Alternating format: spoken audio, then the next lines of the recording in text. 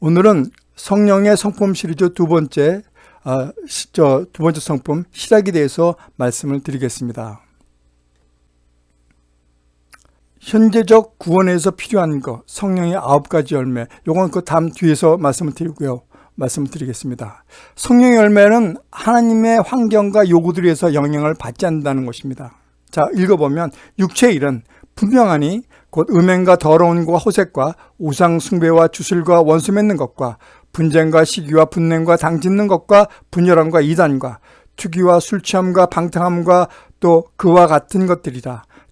전에 너희들에게 경계한 것 같이 경계하노니 이런 일을 하는 자들은 하나님의 나라를 유업으로 받지 못할 것이요 오직 성령의 열매는 사랑의 희락과 화평과 오래 참음과 자비와 양선과 충성과 온유와 절제니 이 같은 것을 금지할 법이 없느니 그리스도 예수 사람들은 육체와 함께 그 정욕과 탐심을 십자가에 못 박았느니라. 만일 우리가 성령으로 살면 또한 성령으로 행할지니. 아까도 말씀드렸지만 성령의 열매들은 세상의 환경과 요구에 의해서 영향을 받지 않는다는 것입니다. 성령의 열매 말고 다른 것, 세속적인 것들, 그런 것들은 뭐예요? 육체의 일이죠. 우상숭배, 주술, 원수 맺는 것, 투기, 술취함, 방탕함 이런 것들로 영향을 받는다는 얘기예요. 성령의 열매들이 오직 하느님 나라와 연결되어 있을 뿐 세상이 지배하여 있지 않다는 것을 의미하는 것입니다. 현재적 구원에서 필요한 것 한번 보겠습니다. 지금 보면 이 시간적 순서가 아닌 논리적 순서, 구원의 서정 9가지 단계가 있는데 1단계에서부터 9가지 단계입니다. 여기서 맨 처음 시작되는 게 소명인데 10단계에서는 여기 예정이라는 게 별도로 나와 있는데 저는 9단계로 말씀을 드리겠습니다. 소명이거든요. 소명서부터 양자까지는 과거적 구원이 되겠고요. 그 다음에 성화서부터 견인은 현재적 구원이 되겠습니다. 여기에 바로 성령의 9가지 열매가 여기에 속해 있습니다. 그 다음 미래적 구원은 영화가 되겠죠. 자, 보면 소명은 예정하신 자들을 불러내는 하나님의 은혜의 초청, 영어로 콜링이라고 보통 얘기를 하죠. 우리가 보면 콜링이라고 얘기를 하죠. 그 다음에 중생, 개인의 죄가 없어지면서 영으로 거듭나 새롭게 다시 태어난다는 것입니다. 영원한 생명으로의 시작이라고 말씀드릴 수가 있습니다. 그 다음에 믿음, 예수님을 믿고 자신을 예수님한테 의탁하는 거, 예수님이 주인입니다라고 하는 거죠. 회심, 그리스도인으로서 삶의 출발점입니다. 딱 한 번 있을 수 있는 것입니다. 있는 사건이 바로 뭐야? 그 바울의 다메섹 사건이 그렇게 되죠. 여기서 보면 다메섹 사건은 소명서부터 콜링서부터 회심까지 한꺼번에 딱 들어와 있죠. 그렇게 됐던 게 그래서 뭐냐면 여기는 시간적 순서가 아니라 논리적 순서라고 말씀을 드린 겁니다. 그러니까 한꺼번에 이루어질 수도 있고 순서대로 이루어질 수 있다는 것이 바로 그런 내용입니다. 자, 아까 말씀드렸듯이 딱 한 번 있죠. 여기가 뭐냐면 시작점이죠. 종착점이 아니기 때문에 어떻게 됩니까? 우리는 평생 교육과 양육이 필요하게 돼 있다. 그리스도인이 되기 위해서는 그런 교육과 양육이 필요하다는 것입니다. 자, 인간이 죄로부터 돌아서서 하나님으로부터 향하는 결심, 바로 이 유턴이죠. 이 세상 거에서부터 하나님으로 유턴하는 그 유턴이 바로 이게 회심이라는 거죠. 시작하는 겁니다. 그러면 회개는 뭡니까? 이건 딱 한 번 있는 거고 회개는 뭐예요? 아까도 얘기했지만 뭐예요? 이거는 계속 끝까지 현재적 구원, 미래적 때, 그러니까 영어까지 가기 전까지 우리가 어떻게 해야 돼요? 회개해야 된다는 얘기죠. 그러니까 우리가 그 손 씻고 발 씻고 머리 감고 이런 것이 결국은 회개라는 얘기죠. 더럽기 때문에 그런 거죠. 왜냐하면 우리가 더러운 거 만질 수도 있고 더러운 곳에 갈 수도 있고 그러다 보니까 어떻게 해요? 우리가 손 씻고 그 세수하고 발 씻는 것이 바로 회개와 개념이라고 볼 수가 있습니다. 회심은 뭐 목욕이라고 얘기하기는 좀 그렇고요. 목욕은 우리가 자주 하니까요. 근데 이 회심은 그렇게 크게 나누면 목욕이라고 보고 요거는 손 씻고 세수 씻고 뭐 이런 거 그런 거로 보시면 되겠습니다. 그러면 후회는 뭔가? 회개는 뭔가?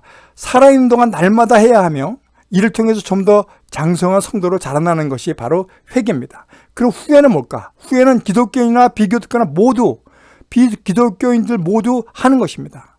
자신들 한 일에 대해서 원통해하고 애석해하는 것이죠.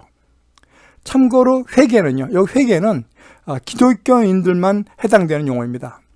그 다음에 나오는 것이 뭐예요? 칭의입니다. 칭의. 칭의는 뭐예요?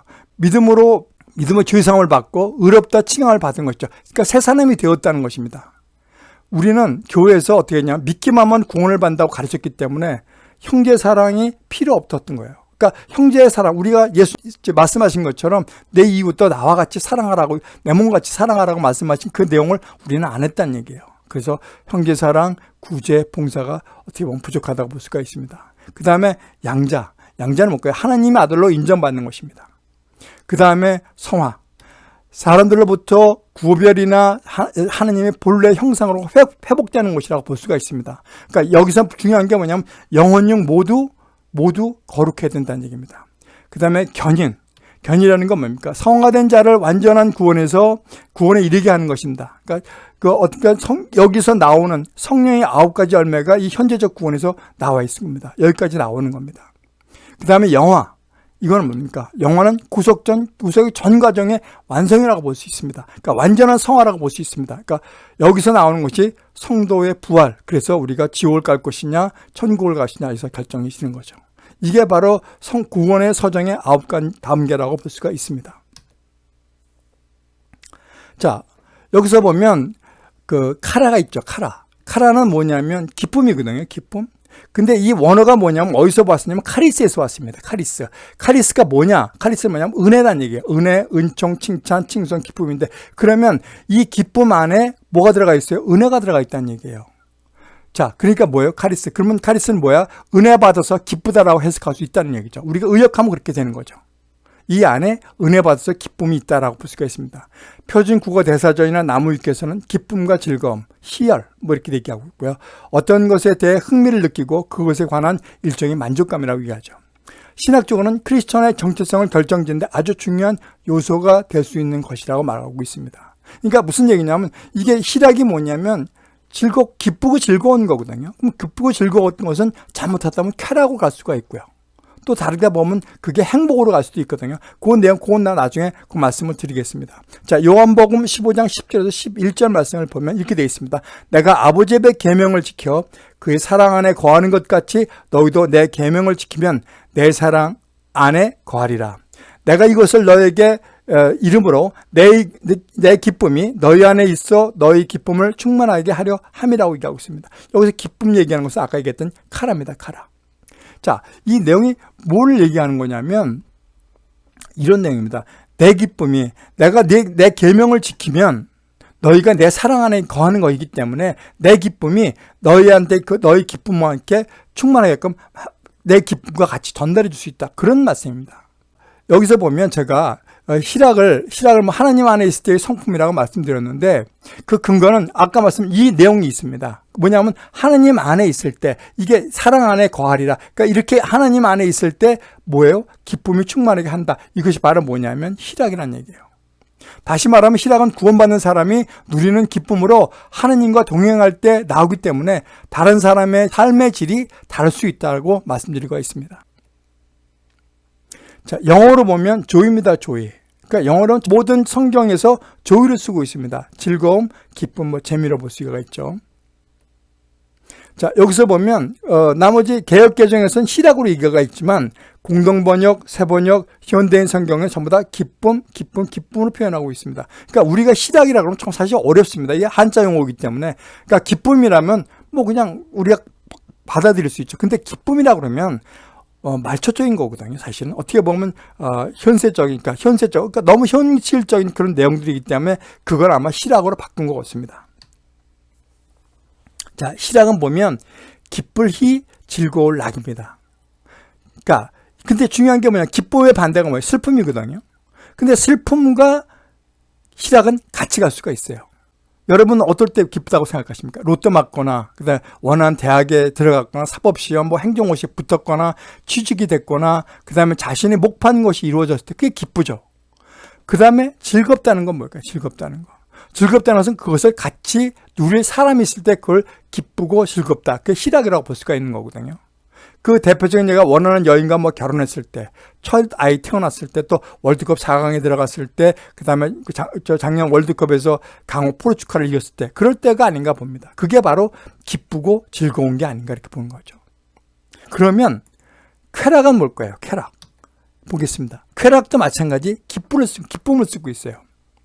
여기서 나오는 쾌락이 희락과 구별되는 것은 쾌락의 경우 외부적인 자극에 의해서 즐겁고 짜릿하고 그런 거, 그런 느낌이기 때문에 고난게 할 수 없다는 것을 알 수가 있습니다. 우리가 고난하고 쾌락하고 같이 갈 수 있을까요? 못 갑니다. 그것은요.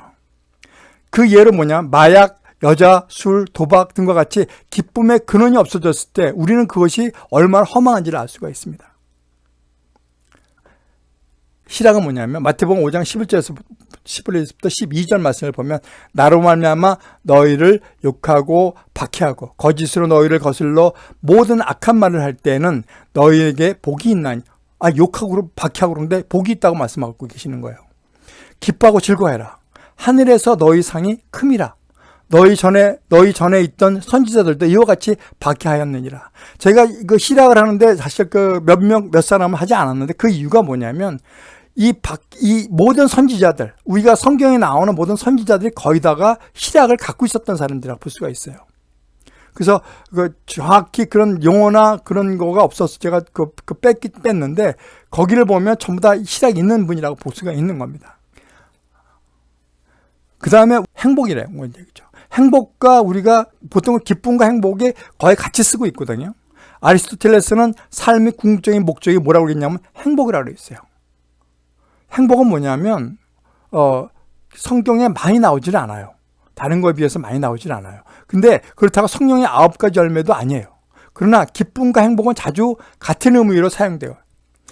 근데 동일하지는 않습니다. 대신 기쁨이나 즐거움이라는 단어로 표현되고 있어요. 이 행복도 마찬가지 기쁨이나 즐거움으로 표현하고 있어요. 그 이유는 행복은 일반적으로 쓰이는 반면에 기쁨은 내적인 만족을 상태로 나타내는 거죠. 그러니까 행복은 여기서 보면 개인적인 것들. 행복은 내가 느끼는 거예요. 내가요. 근데 행복은 외부 조건에 의한 것이기 때문에 지극히 사적인 영역으로 볼 수 있어요. 그러니까 뭐해서 돈을 벌어서 행복하다. 로또가 맞아서 내가 행복하다. 돈이 많아져서 행복하다. 여인과 만나서 행복하다. 이런 거거든. 그러니까 외적인 조건에 의해서 적인 영역으로 들어갈 수가 있는 거죠. 그래서 행복의 반대는 불행이거든요. 그런데 불행과 함께 할 수 없는 것이 뭐예요? 행복이에요. 절대 불행과 같이 갈 수 없죠. 왜요? 대상이 있기 때문에. 그리고 사적인 거기 때문에. 그렇죠? 어떤 외부 조건에 의한 것이기 때문에. 그러면 우리가 원하는 조건을 갖춘다면 다른 사람에 의해서 좌지우지 되진 않아요. 내가 돈을 많이 벌면 내가 돈이 없더라도 내가 어떤 여인과 함께 있다. 내가 추구하는 것이 공부다. 그러면 공부를 할 수 있으면 상대편이 돈이 많든 어떤 그런 관심이 없는 거예요. 그러니까 너무 사적인 거기 때문에 사람에서 좌지우지 되지 않고 있다는 얘기예요. 또 행복의 근원이 무엇인가에 따라서 내가 서 있는 위치도 알 수가 있어요. 예를 들면 이거예요. 내가 돈을 원하면 사업가가 됐겠죠. 그리고 권력을 원하면 국회의원이나 검사, 경찰 이런 게 됐겠죠. 명예를 원했다면 판사나 교수가 돼 있지 않을까요? 이게 그래서 뭐냐면 내가 서 있는 위치, 내가 행복의 근원이 뭔지에 따라서 달라질 수 있다라고 하는 거예요. 그러나 중요한 것은 행복은 오래가지 않는다는 거예요. 자, 욥기 21장을 보면 이렇게 나와요. 13절, 25절을 보면 그들이 나를 행복하게 지나가다가 잠깐 사이에 수월에 내려갔느니라. 무슨 얘기예요? 잠깐. 행복하게 지내다가 잠깐 사이에 내려갔다는 얘기예요. 어떤 사람은 마음의 고통을 품고 죽음으로 행복을 맛보지 못하는도다. 그 뭐예요? 고통과 행복은 같이 갈 수가 없다. 불행과 함께 할 수 없다라고 볼 수가 있는 거예요. 근데 희락은 내적인 거거든요. 내적인 만족의 상태로 나타내며 나만의 것이 아닌 함께 느끼는 거죠. 그러니까 예를 들면 이런 것들이죠. 남에게 베풀어 갖고 기쁨을 느끼는 것. 그건 희락이죠. 희락. 희락을 다시 보면 하박국 3장 17절에서 18절 말씀 됐어요. 볼게요. 오늘 본문 말씀이죠. 비록 무화과나무가 무성하지 못하며 포도나무에 열매가 없으며 감람나무에 소출이 없으며 밭에 먹을 것이 없으며 양이 없으며 소가 없으며 그거 없을지라도 여호와로 말미암아 즐거워하며 나의 구원의 하나님으로부터 말미암아 기뻐하니라. 뭐예요? 아무것도 없대요. 전쟁에서 패해가 됐더라도 여호와로 말미암아 즐거워할 수 있다라고 말씀하고 있는 거예요. 아무리 척박한 곳이라도 그곳에 하나님의 임재가 있다면 그리고 응답이 있다면 그것이 희락이라고 말씀하고 있습니다. 여러분, 고통과 고독과 고민 가운데서 하나님이 계신다면 그것이 희락이라고 생각하면 돼요. 희락이라고 생각하면 돼요. 만약 희락을 잃어버렸다면 하나님의 은혜 받기를 기도하라고 말씀드리고 싶습니다. 그 희락이 헬라어로 카라라고 말씀드렸죠. 원어가 뭐냐면 카리스예요. 카리스. 아까도 말씀드렸지만 카리스는 은혜라는 것을 얘기했죠. 은혜. 그럼 뭐예요? 은혜를 구하면 희락이 생기고 희락이 생기면 소망이 생긴다는 얘기예요. 마음 따라 불행이 행복으로 될 수 있다. 마음 따라 불행이 행복이 될 수 있다. 행복은 인생의 필수품이다 라고 얘기한 사람이 있었어요. 당신도 당신의 힘으로 행복하라 라고 주장한 사람이에요. 그 사람이 바로 이 여자 최윤희 행복전도사였어요. 여러분이 나이가 좀 어리신 분은 잘 모르겠지만 이분이 대단하신 분이었어요. 이분은 스펙으로 보면 대단한 분이었죠. 이대 국문과를 나왔고요. 국어 국문과를 나왔고 한 20여 편의 책을 썼어요. 그 다음에 38살에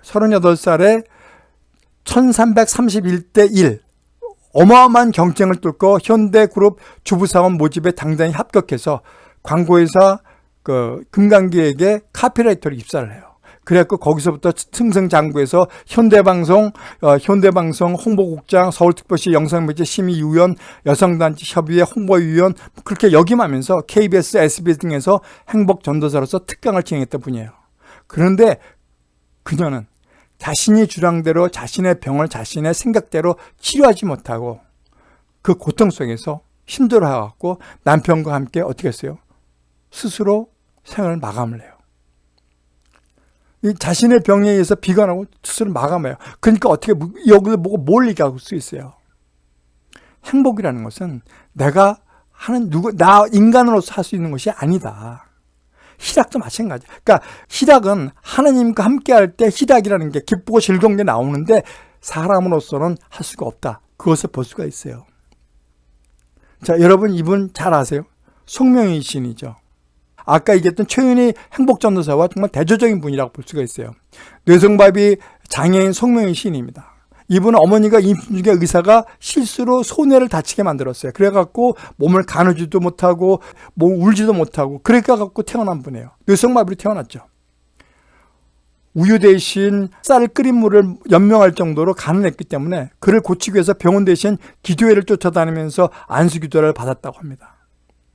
나중에는 그 침을 맞았는데 너무너무 아팠다고 기억을 하고 있어요. 그런데 중요한 게 뭐냐면 16세 때 하느님을 만나면서 성경도 읽게 되고 하나님의 불러주신 대로 책도 쓰고 시로 적기도 했다고 얘기해요. 그러면서 고난 중에 기쁨을 표현한 나라는 시가 있어요. 한번 보시겠습니다. 나 자신 재물이 없으나 나 남이 가진 지식 없으나 나 남에게 있는 건강이 있지 않으나 나 남이 없는 것이 있으니 나 남이 못 보는 것 보았고 나 남이 듣지 못한 음성을 들었고 나 남이 받지 못한 사랑받았고 나 남이 모르는 것 깨달았네. 공평하신 하나님이 나 남이 가진 것 나 없지만 공평하신 하나님이 나 남이 없는 것 갖게 하셨네. 바로 이런 거 썼어요. 아까 하박국의 말씀과 거의 비슷하죠. 소철도 없고 양도 없고 소도 없고 없는데 어떻게 해요? 나는 하나님의 구원을 위해서 난 기쁘다라고 막 얘기했죠. 그 내용과 거의 비슷한 내용들이에요. 이 내용을 준비하면서 참 이게 참 정말 대조적이구나 그런 생각을 했었어요. 자, 오늘 한번 성경에 나온 인물은 거의 다 기쁨을 간직한 사람들. 아까도 말씀했지만 선지자들은 거의 다 기쁨을 가졌다고 얘기를 하고 있어요. 그렇지만 희락이 대표적인 분, 또 송명희 시인을 만나게 해주신 분, 바로 예수님이세요. 여기서 뭐라고 했냐면 제가 이렇게 썼어요. 우리의 죄를 대속하기 위해 십자가에서 죽으신 분이라고 썼어요, 제가요. 자, 여기서 보면 이러가요. 자, 로마서 3장 10절에서 12절 말씀을 보면 기록된 바 의인은 없나니 하나도 없으며 깨닫는 자도 없고 하나님을 찾는 자도 없고 다 뉘우쳐 함께 무익하게 되고 선을 행하는 자는 없나니 하나도 없도다. 자, 그러면서 마가복음 10장 18절은 이런 말씀을 하고 있어요. 예수께서 이르시되 내가 어찌하여 나를 선하다 일컫느냐 하나님 한 분 외에는 선한 이가 없느니라 라고 얘기하는 거예요. 의인도 없고 아무도 없다. 그리고 선한 분은 하나님 한 분밖에 없다 라고 말씀을 드리는 거예요. 예수님이 누구죠? 하나님의 아들이세요.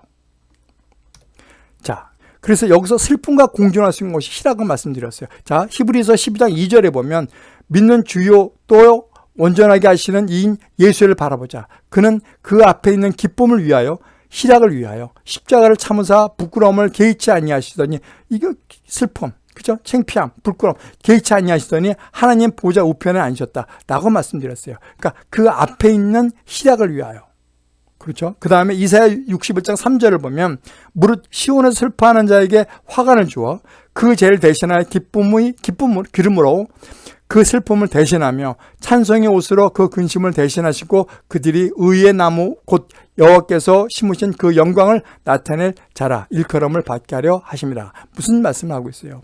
시온에서 슬퍼하신 자를에게 화관을 주어서 기쁨이 기름으로 그 슬픔을 대신한다. 그러니까 기쁨과 슬픔이 공존할 수 있다는 얘기죠. 그래서 여호와께서 심으신 그 영광을 나타낼 자라고 얘기하고 있습니다. 그게 누구예요? 예수님이 재림을, 예수님의 그 초림을 예언을 하는 거죠. 이사야가. 자, 그 다음에 뭐냐면 시련이 닥치거든 기쁘게 여기라고 한 야고보에 대해서 한번 보겠습니다. 시련은 결국 소망을 만들어낸다. 야고보서 1장 2절에서 3절 말씀을 보면 내 형제들아 너희가 여러 가지 시험을 당하거든 온전히 기쁘게 여기라. 이는 너희 믿음의 시련이 인내를 만들어내는 줄 너희가 알미라. 로마서 5장 4절을 보면 인내는 연단은 소망을 이루는 줄 알미로라. 자, 믿음의 시련이 인내를 만들어서 그 다음에 뭐예요? 인내를 만들어 연단은 소망을 이루는 줄 압니다. 그러니까 인내에서 연단에서 뭐예요? 소망을 갖다가 이루어진다라고 얘기하는 거예요. 너무나 정말 착착착착 맞아 떨어지는 거예요. 제가 이것을 이 희락이라는 것을 준비하면서 예수님이 어떤 분이고 왜 희락은 예수님과 동행해야지만 얻을 수 있는 거구나. 그거를 알게 됐어요. 아무것도 남아있지 않더라도 여호와를 즐거워하는 하박국. 그게 오늘 본문 말씀이에요. 무화과 나무가 무성하지 못하고 열매도 없고 소출도 없고 밭에 먹을 것도 없고 양도 없고 소가 없더라도 뭐예요? 여호와로 말미암아 기뻐할 수 있다라고 얘기하는 거예요. 그러니까 없다 해도 기뻐할 수 있다. 아무것도 없더라도 여호와로 말미암아 기뻐하리로다. 이렇게 봐요. 여기 있습니다. 우리가 기도 마지막에 예수님으로 기도한다고 하는 이유가 바로 여기 있는 거예요. 여호와로 말미암아 기뻐할 수 있다. 아무것도 없더라도 기쁜 바울. 성경에 나온 인물 거의 다 기쁨을 간직한 사람들이죠. 그죠? 자, 보겠습니다. 자만하지 않게 하시려고 고난을 주었다. 고린도후서 12장 9절부터 10절 말씀을 보면 나에게 이르시기를 내 은혜가 내게 족하도다. 이는 내 능력이 약한 데서 온전하여 짐이라 하신지라. 그러므로 도리어 크게 기뻐함으로 나의 여러 약한 것들에 대하여 자랑하리니 이는 그리스도의 능력이 내게 머물게 하려 함이라. 그러므로 내가 그리스도를 위하여 약한 것들과 능력과 궁핍과 박해와 공고를 기뻐하노니 이는 내가 약한 그때 강함이라 라고 얘기한 거예요. 바울이 뭐예요? 안질인지 간질인지 확 정확하지 못지만 병이 있잖아요. 그래서 그것을 고쳐집사 하고 하나님께 구한 거예요. 3번씩이나 구했어요. 그랬더니 뭐예요? 내 은혜가 네게 좋겠다. 네 은혜 다 썼어. 너 그 정도면 돼. 왜요? 이분은 뭐냐면 자만하지 않게 하기 위해서. 하나님께서 그렇게 했다는 것을 알고 있어요. 그래서 고난을 주신 것도 알아요. 그러니까 어떻게 해요? 기뻐하는 거예요. 고난을 줬는데도 불구하고 기뻐하는 거예요. 왜? 그게 하나님의 능력이 내가 머물게 하기 위해서 하나님이 그렇게 하신 거구나. 그러면서 하는 얘기가 뭐예요? 이는 내가 약한 그때 강함이라. 바로 그거예요. 자, 로마서 14장 17절을 보면 하나님의 나라는 먹는 것과 마시는 것이 아니요 오직 성령 안에 있는 의와 평강과 희락이라고 말씀하고 계세요. 사도 바울은 이런 것을 너무너무 잘 아는 거예요. 너무 깨달은 거예요. 그래서 우리한테도 그런 걸 얘기하고 있는 거예요. 제가 3가지로 정리를 해봤습니다. 3가지 정리해봤는데 우리는 무엇을 선택해야 하는가? 행복인가? 희락인가? 행복은 아까 뭐라고 말씀드렸어요? 행복은 이 세상 것이라고 그랬죠. 이 세상 것. 잠깐 있다가 흘러가는 것이라고 말씀드렸어요. 자, 보겠습니다. 너희를 위하여 보물을 땅에 쌓아두지 말라. 거기는 좀과 동록이 해야 하며 도둑이 구멍을 뚫고 도둑질하느니라. 오직 너희를 위하여 보물을 하늘에 쌓아두라. 거기는 좀이나 동록이 해하지 못하며 도둑이 구멍을 뚫지도 못하고 도둑질도 못하느니라. 내 보물이 있는 그곳에 내 마음도 있느니라. 눈은 몸이 등불이니 그러므로 내 눈이 성하면 온몸에 밝을 것이요 눈이 나쁘면 온몸이 어두울 것이니 그러므로 내게 있는 빛이 어두우면 그 어둠이 얼마나 더하겠느냐. 한 사람이 두 주인을 섬기지 못할 것이니 혹 이를 미워하고 저를 사랑하거나 혹 이를 중히 여기고 저를 경히 여김이라. 너희가 하늘과 재물을 겸하여 섬기지 못하니라. 그러므로 내가 너에게 이르노니 목숨을 위하여 무엇을 먹을까 무엇을 마실까 몸을 위하여 무엇을 입을까 염려하지 말라. 목숨이 음식보다 중요하지 아니하며 몸이 의복보다 중요하지 않다고 말씀을 하고 계십니다. 여기서 나오는 게 뭐예요? 보물. 다 그런 게 어떻게 돼요? 다 행복인 것이죠. 잠시 있다 없어지는 거예요. 그것이 영원히 가는 것이 아니죠. 생명도 마찬가지예요. 건강도 마찬가지예요. 그러니까 어떻게 해요? 도둑질한다고 얘기하는 거예요. 그런데 하늘에 두면 그것을 하늘에 두면 도둑질도 못하고 헤아지도 못한다고 얘기하고 계세요. 내 보물이 있는 그곳에는 내 마음도 있느니라고 얘기하고 있습니다.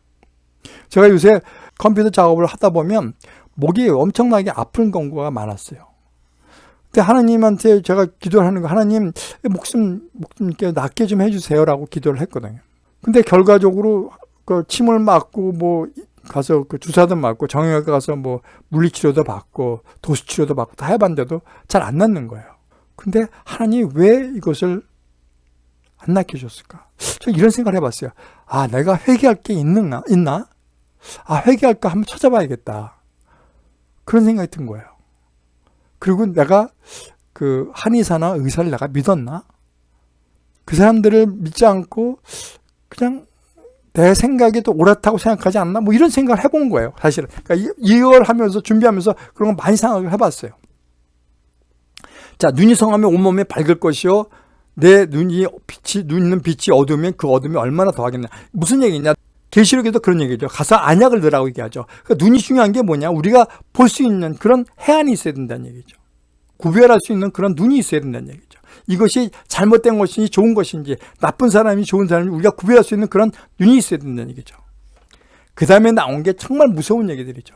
한 사람이 두 주인을 섬기지 못한다는 얘기죠. 그래요. 재물과 하나님과 섬길 수가 없어요. 성령이면 세상의 환경과 요구들에 의해서 영향을 받지 않습니다. 바로 얘기한 게 무슨 얘기예요? 아까 말씀드렸던 희락, 성령의 9가지 열매들은 어떻게 해요? 환경의 요구에 영향을 받지 않아. 이런 거 영향을 받지 않는다는 얘기죠. 하나님과 연결되어 있을 뿐 세상의 것과 연결되어 있지 않습니다. 그래서 그 지배력도 당하지 않아요. 세상의 굴레 속에서 이미 굳어져 버린 사고를 바꾼다는 것은 결코 쉬운 일이 아닙니다. 우리가 여태까지 생각한 게 뭐예요?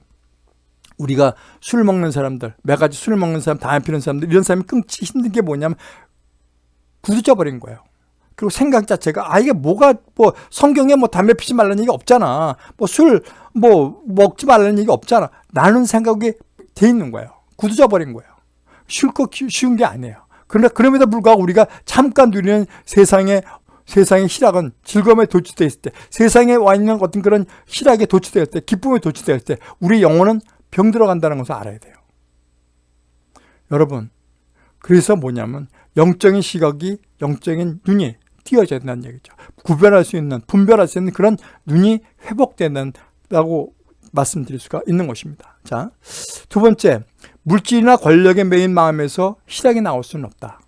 자, 빌립보서 3장 7절에서 9절 말씀을 보면 이렇게 나와요. 그러나 무엇이든지 내게 유익하던 것을 내가 그리스도를 위하여 다 해로 여길 뿐이더라. 또한 모든 것을 해로 여기면 내 주 그리스도 예수를 아는 지식이 가장 고상하기 때문이라.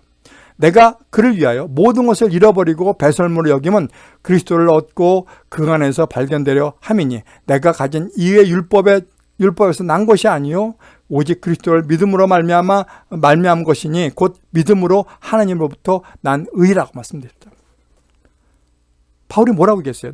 내가 다 이루었다고 얘기할 수가 없다. 그래서 나는 어떻게 해요? 표대를 향해 달려갈 수밖에 없다. 아니, 사도 바울도 내가 아직까지 완성이 안 됐다. 아까 현재적 구원에서 내 성령의 9가지 열매가 다 이루어지지 않았다. 다 완성되지 않았다. 그렇기 때문에 어떻게 해요? 나는 완성되지 않았기 때문에 표대를 향해 갈 수밖에 없다. 우리가 영화의 과정까지 들어가지는 못했다는 아직까지 그 얘기거든요. 죄가 가져다 주는 쾌락이 있습니다. 그래서 사도 바울은 모든 것을 배설물로 여긴 거예요. 배설물로. 그리고 우리는 우리에게 최고 행복감을 주는 것을 우리는 우상이라고 얘기하죠. 그게 그 사람들한테, 안 믿는 사람들, 또 믿는 사람들에도 그게 우상이 될 수 있는 거예요. 신이 될 수 있는 거예요. 예수님 말고도 또 다른 신을 갖다 만들어 놓는 거예요. 우리가 남유다나 이스라엘 그 백성들이 뭐예요? 하나님을 믿었어요. 그렇지만 바알신들이 같이 믿은 거예요. 바로 이런 것. 그러니까 그거 바알신처럼, 그런 것처럼, 풍요의 신 이런 것처럼, 비의 신, 달의 신 뭐 이런 것처럼 뭐냐면 그걸 신들을 만든 거예요. 성도 여러분, 이제 자신을 향한 기쁨과 즐거움을 버리고 하나님을 기쁘시게 할 수 있는 것을 꼭 기억하셔야 됩니다. 그걸 버리지 않으면 하나님을 기쁘시게 할 수 없다는 것이에요. 자, 세 번째, 모든 것을 내려놓은 자, 모든 것을 가진 자로다. 자, 디도서 3장 3절에 보면 이렇게 되어 있습니다. 우리는 전에는 어리석은 자요, 순종하지 아니한 자요, 속은 자요, 여러 가지 정욕과 행락에 종노릇한 자요, 악독과 투기를 일삼은 자요, 가증스러운 자요, 피차 미워한 자였으나, 고린도후서 6장 9절에서 10절 말씀을 보면 무명한 자 같으나 유명한 자요, 죽은 자 같으나 보라 우리가 살아있고, 징계받은 자 같으나 죽임을 당하지 아니하고, 근심하는 자 같으나 항상 기뻐하고, 가난한 자 같으나 많은 사람들을 부유하게 하고, 아무것도 없는 자 같으나 모든 것을 가진 자로다 라고 말씀하고 있습니다. 어리석은 자나 순종하지 않은 자나 속은 자나 정욕이나 행락에 종노릇한 자나 악독과 투기를 일삼은 자나 가증스러운 자나 피차 미워한 자나 무명한 자나 그 다음에 죽은 자나 징계받은 자나 죽임 당하지 않은 자나 뭐 이런데 그렇지 않다는 얘기예요. 뭐예요? 하나님을 믿으면. 그래서 뭐예요? 아무것도 없는 자 같으나 모든 것을 가진 자로다 얘기하고 있습니다. 성령의 열매를 맺기를 원한다면 구원의 서정 9단계에서 말했듯이 이 세상의 것으로부터 하나님을 향하여 우리가 인생을 유턴하지 않으면, 그러니까 이 세상 것으로부터 하나님을 향하는 그런 것이 유턴하지 않으면, 그리고 성화의 단계로 가기 위해서 이 세상에 있던 보물을 다 버리고 보이지 않는 곳에서 쌓아두기 위해서 준비해야 됩니다. 그러지 우리가 마지막 단계인 영화에 갈 수가 있다는 얘기죠. 자, 말씀을 정리하겠습니다. 마음에 욕심이 있으면 그 안에 예수님이 없으므로 기쁨이 있을 수 없다. 이렇게 정리했는데요. 현재 살고 있는 우리들은 기쁨을 잃고 있어요. 기쁨이 없어요. 왜요? 모두가 화나고 불만이 가득하고 사람들처럼 보이기 때문에요. 물질적으로 옛날보다 더 풍요로워지고 부유해졌어요. 우리의 마음은 오히려 더 가난해진 것 같습니다. 요새 아이들이 우리나라 OECD에서 보면 0.8인가 그렇게 나오거든요. 0.8인가 7인가 그렇게 나오거든요. 왜 더 부유해졌는데도 왜 자녀를 낳기를 싫어할까요? 참 이런 거 보면서 참 요번에 나경원 전 의원이죠. 사퇴하면서 그걸 보면서 느낀 게 뭐냐면 어떻게 돈을 줘야지만 자녀를 낳을 수가 있을까? 이거 하나님이 주신 축복이거든요. 참 이런 거 보면서 느끼는 게 뭘까요? 우리는 오히려 더 가난해진 것 같습니다. 왜일까요? 그것은 마음의 욕심 때문에 그렇습니다. 욕심 때문에. 욕심을 채우는 대신 예수님을 버려버렸어요. 자기 욕심을 버렸지. 나 편하게 살래. 나 고생 안 할래. 그러면서 뭐예요? 예수님을 버려버린 거예요. 그래서 마음의 평강과 기쁨이 사라지는 것을 꼭 기억하시기 바랍니다.